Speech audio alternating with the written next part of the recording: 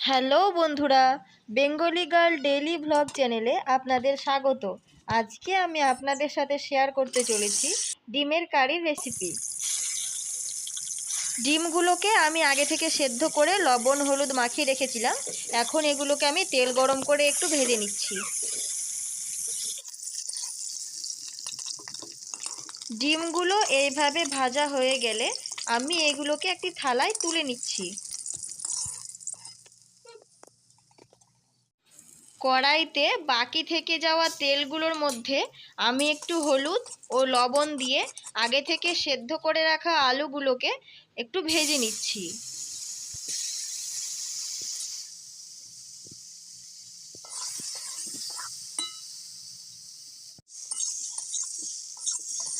আলুগুলো ভাজা হয়ে গেছে, আমি এগুলোকে তুলে নিলাম।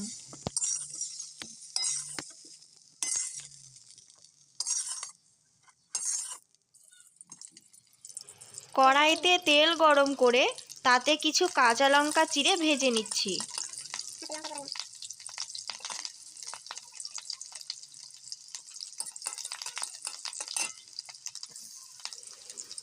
এরপর এতে কিছুটা পেঁয়াজ কুচি দিয়ে এগুলোকে ভালো করে ভেজে নেব।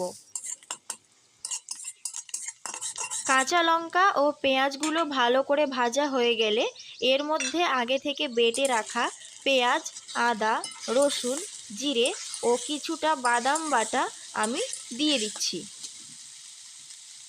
মশলার স্বাদ অনুযায়ী একটু নুন দিলাম, একটু হলুদ দিলাম।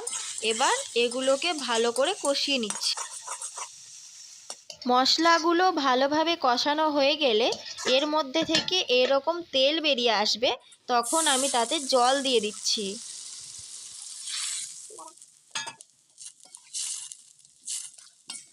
এবার এটাকে কিছুক্ষণ এইভাবে ফুটতে দিতে হবে।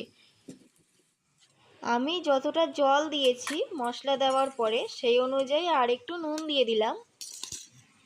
তারপর আমি আগে থেকে সেদ্ধ করে ভেজে রাখা আলুগুলো এর মধ্যে দিয়ে দিচ্ছি, দিয়ে আরও বেশ কিছুক্ষণ ফুটিয়ে নেব।